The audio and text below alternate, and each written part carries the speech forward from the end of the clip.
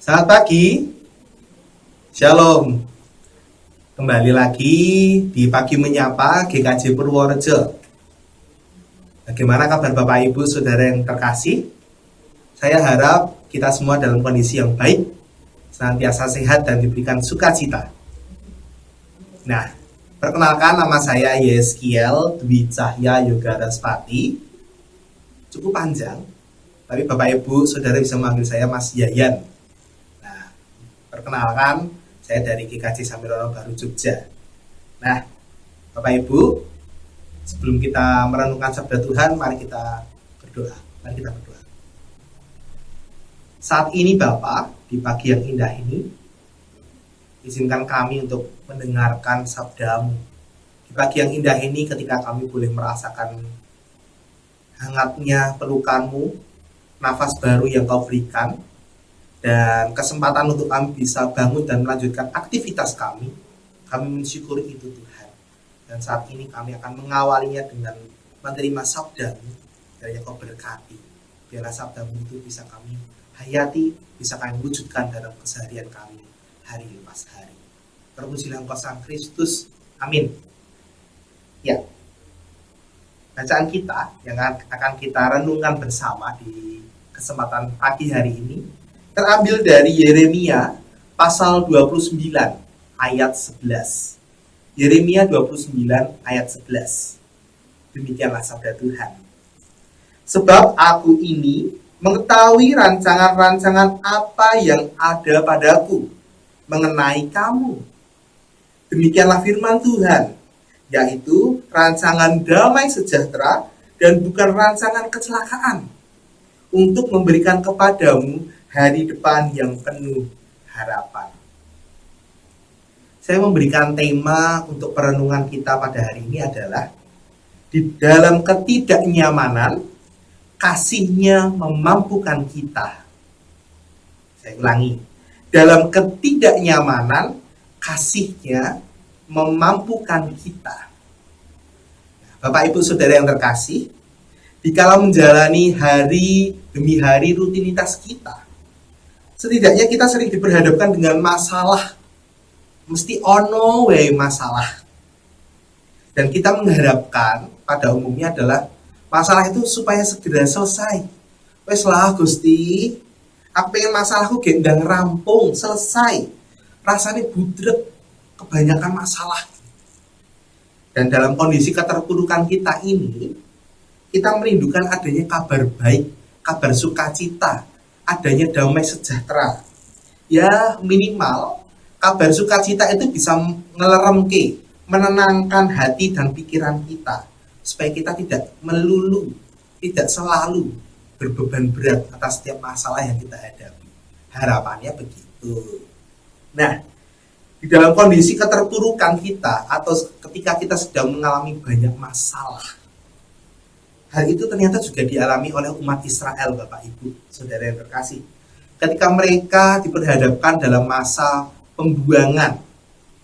Jika kita mundur satu pasal di bacaan kita di Yeremia 28, kita mendapati bahwasanya umat Israel diperhadapkan pada nubuat yang dinyatakan oleh seorang tokoh bernama Hanaya, di mana ia mengatakan masa pembuangan yang dialami oleh bangsa Israel itu ternyata tidak lama.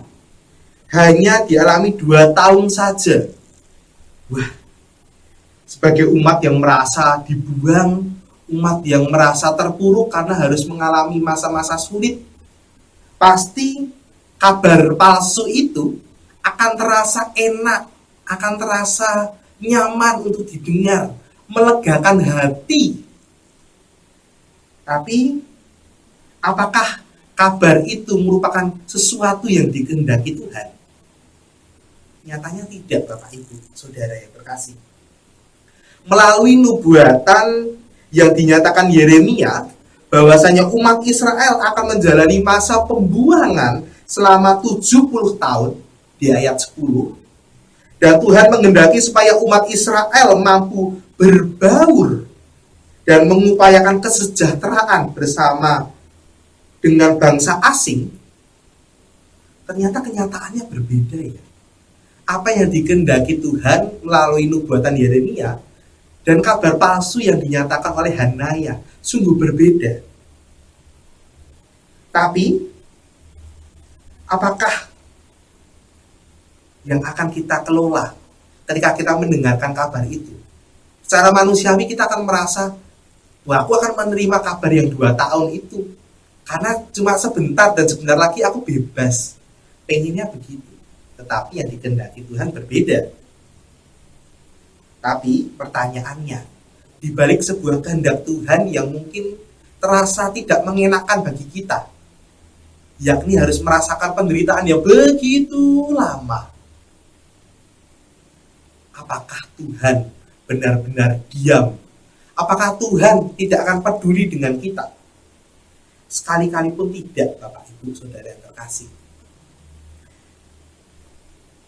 Ia tidak akan meninggalkan kita ketika kita selaku umatnya bersedia untuk percaya, mencari, berserah penuh pada kehendaknya, akan janji bahwa ia akan memulihkan, ia akan menuntun kita, ia tetap menjanjikan hal-hal baik bagi kita.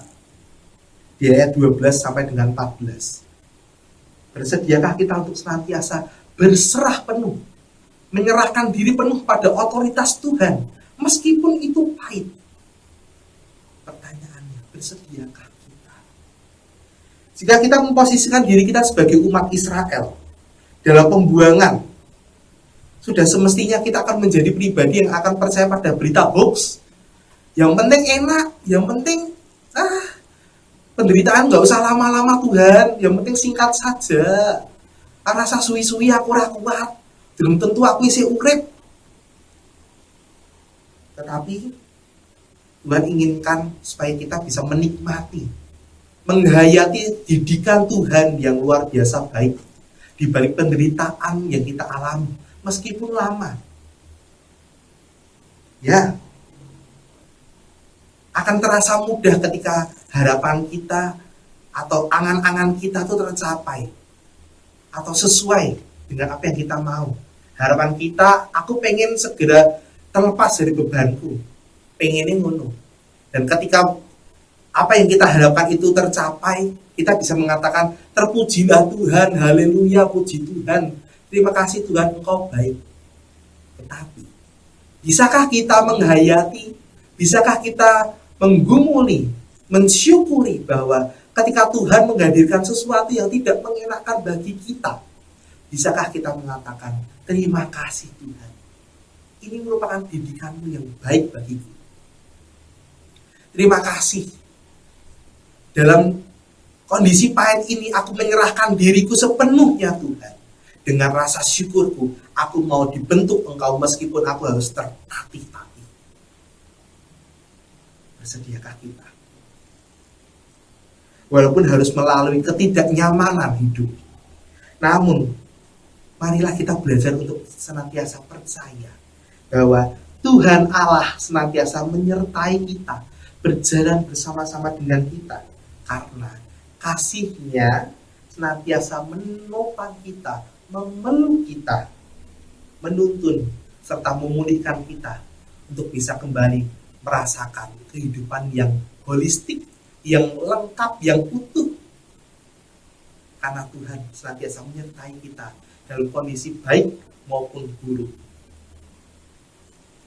Bahan refleksi kita pribadi, pas pribadi Bapak Ibu, Saudara yang terkasih. Mari saat ini sejenak kita mensyukuri setiap proses kehidupan yang boleh kita lalui sampai kita hidup saat ini. Mari kita sejenak syukuri dulu.